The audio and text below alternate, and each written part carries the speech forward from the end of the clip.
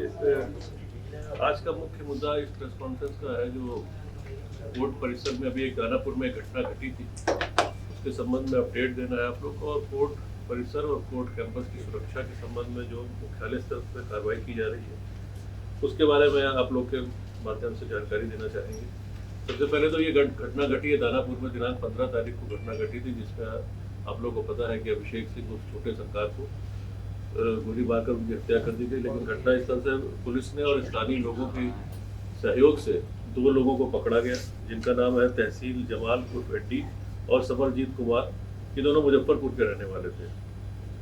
इनके पास से 2 पिस्टल बरामद की गई है, जिंदा कारतूस 9 और 9 खोखे भी बरामद किए गए।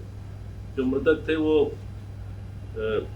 उनके विरुद्ध काफ़ी केसेस थे, करीब अभी 15 केसेस के बारे में पता चला है, और वो पहले भी हत्या और लूट और डकैती की केसेस में जेल जा चुके हैं। रंगदारी के भी मामले उनके ऊपर थे। ये रहने वाले बिहटा पटना के थे। अब तक जो छानबीन हुई और जो बयान इन दोनों से लिया गया है, तहसील और समरजीत कुमार से, उन्होंने बताया है कि अन्य 5-6 लोगों के नाम उन्होंने बताया है कि जिनके चलते उन्होंने उनके सहयोग से ये मर्डर किया है।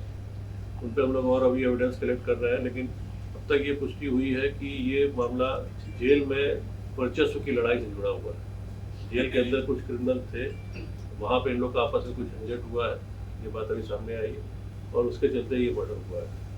तो एक तो ये अपडेट आप लोग को देना था। जो मोटरसाइकिल मिली थी उसकी भी छानबीन हो गई, मोटरसाइकिल चोरी की है, और पत्रकार नगर में इस मामले में केस दर्ज हुआ था, जो चोरी की मोटरसाइकिल। तो इस घटना से पहले भी यहाँ से मुख्यालय से एक एक्सरसाइज चल रही थी,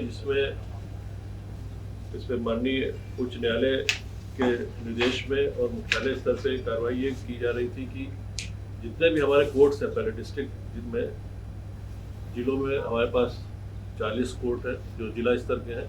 वैसे सब डिवीज़न और सब डिवीज़न कोर्ट भी अलग अलग है, लेकिन अभी जो जिला स्तर के कोर्ट हैं डिस्ट्रिक्ट जज वाले, उनका तथा हमारा जो माननीय उच्च न्यायालय है उसके कैंपस की सुरक्षा के संबंध में एक दिशा निर्देश जारी हुए थे, जिसमें इन सभी कैंपस की सब प्रकार की सुरक्षा की ऑडिट की जानी थी।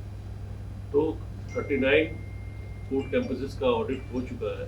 2 ऑडिट अभी हमारे होने बाकी हैं। उसको हम लोगों ने ये रखा है कि पटना सदर और गया सदर में, इसमें हम लोग CISF के जो स्टैंडर्ड जो मापदंड है उसके अनुसार CISF को हम लोग ने इसको देना, वो अभी प्रक्रियाधीन है, लेकिन हमारा प्रयास ये है कि CISF के थ्रू उनके जो मापदंड है उनके अनुसार हम इसकी ऑडिट कराएं, क्योंकि उनका जो ऑडिट होता है वो उसमें थोड़ी सी उनकी एक्सपर्टीज ज़्यादा होती है।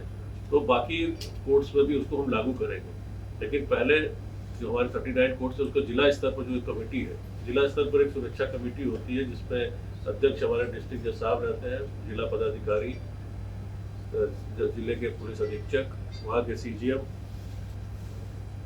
मेंबर रहते हैं। ये बैठ के इस पर कोर्ट की सुरक्षा के संबंध में प्रत्येक 2 माह में उनको एक बैठक की जानी है। ये लोग बैठक करते हैं, लेकिन इस एक्सरसाइज को बृहद पैमाने पे किया गया है, और इस पर माननीय उच्च न्यायालय का भी निर्देश हम लोग को प्राप्त हुआ है, उनके स्तर से अनुश्रवण भी किया जा रहा है। तो ये कार्रवाई पूरी की जा चुकी है, और इसमें मुख्य रूप से जो कोर्ट कैंपस में एंट्री एग्जिट है हमारे जितने, उन पर ध्यान देना है।